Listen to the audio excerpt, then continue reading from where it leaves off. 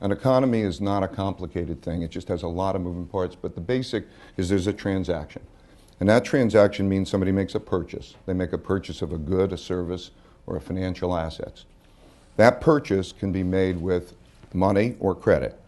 If money, when you make a purchase with money, you end the transaction. You don't owe anything. When you make it with credit, then there's a liability. You have to come up with the money because a credit, that debt, is an obligation to deliver money.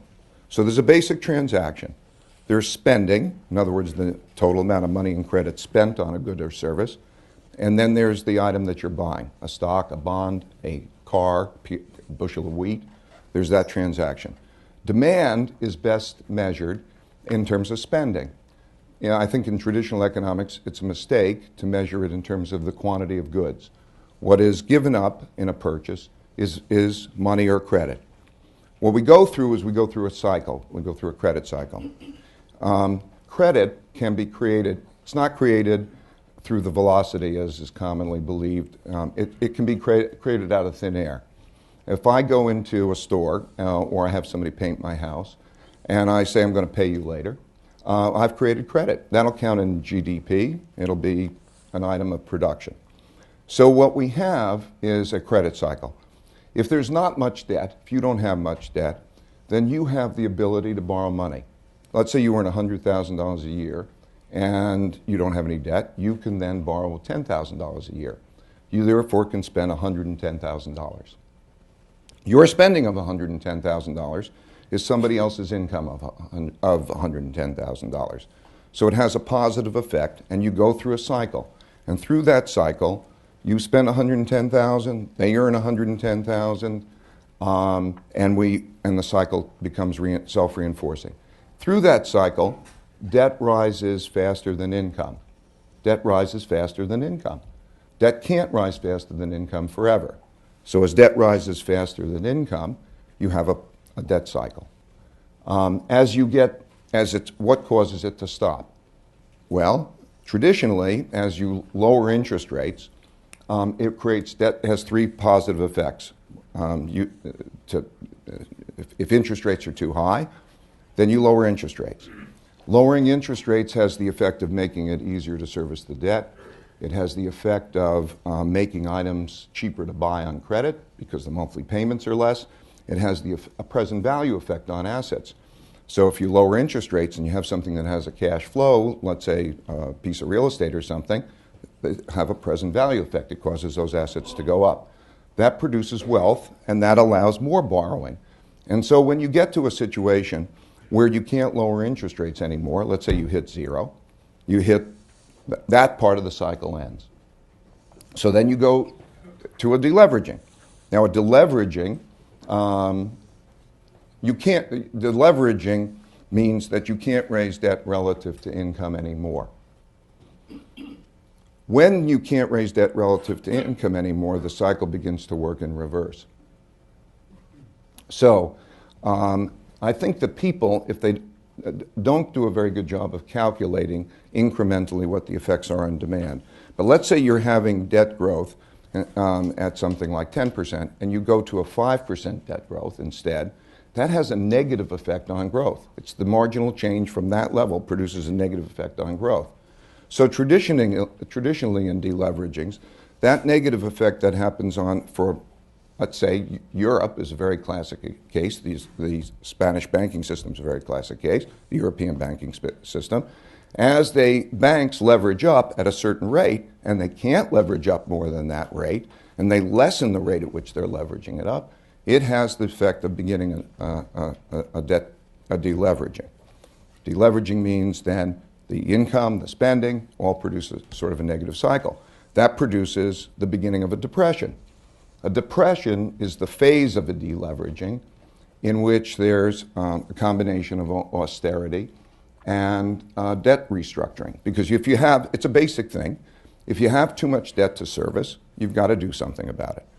And when you have too much debt to service and you do something about it, there are a limited number of things that you can do.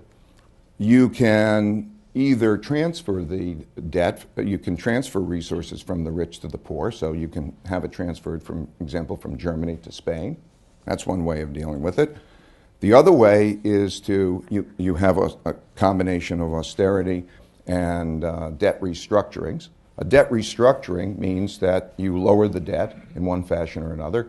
You lower the debt burden to something that you can afford to service because of the income that you produce.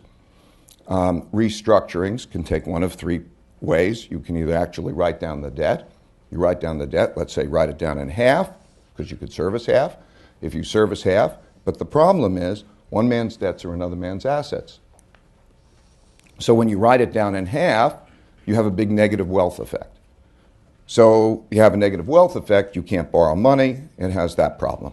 So a restructuring becomes a problem. You could restructure it either in the form of writing it down, or in one way or another, you can lengthen the payments, or you can forcibly lower the interest rate. But some way or another, you've got to get the payments in line for what the cash flows are producing so that you can service that kind of a debt.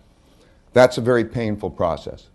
So a depression is the phase of the deleveraging when there's a combination of austerity and writing down debts. So classic depression, 1930 to 1932, March of 1933, we print money. So the third way that you can deal with it is you can print money, essentially what we call print money. The printing of money means that essentially a central bank, debt is a commitment to deliver money. So if a central bank slips into the system a certain amount of money each year, it can make that easier. Think about the debt write-down, that something maybe is a debt, and you say, I'm going to write it down to a level that could be sustainable, and you write it down by 50%. That has a big negative wealth effect. Big deal.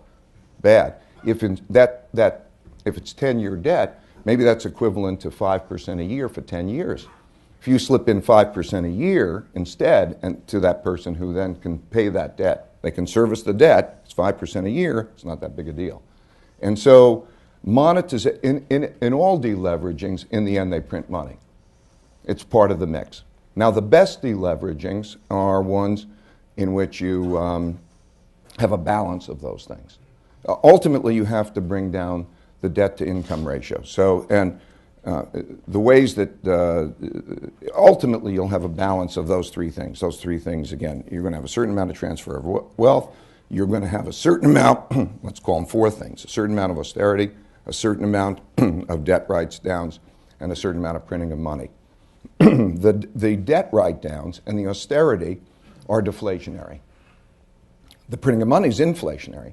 If you can get the balance right of those things, then you have what I call a beautiful deleveraging. A deleveraging.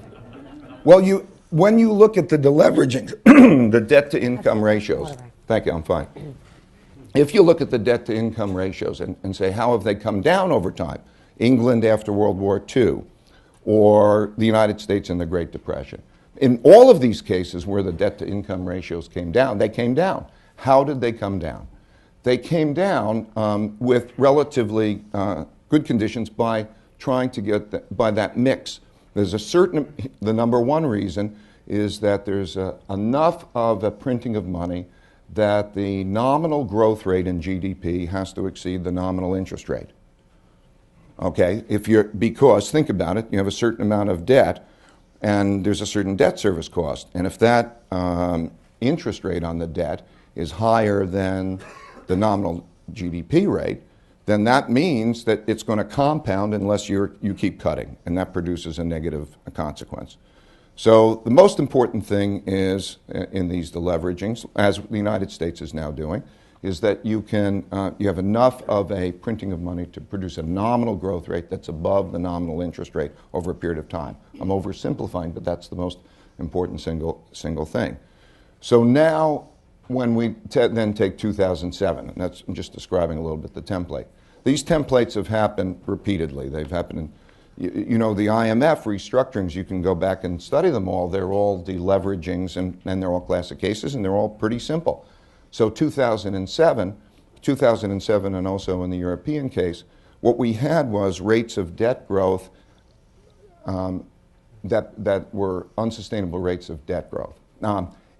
the mistake of monetary policy, I think the most common mistake of monetary policy is that it's targeting inflation and growth.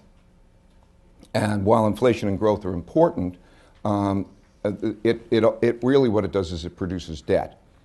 And what it has to pay attention to is debt growth relative to income growth, debt growth relative to sustainability. And so what happens is lots of times you have a lot of debt growth that goes into the purchase of financial assets. And that's a classic bubble. That's a riskier situation than inflation. So you take 2007 or such periods, and you see that there's a lot of debt growth which is accumulating for the purchase of financial assets, and then you look at the financial assets and you say, they will not be able to service that debt. And so that produces a bubble. That's what produced the 1929 bubble. That's what produced in Japan the 1989 bubble, 1990 bubble. That's what produced the 2007 bubble.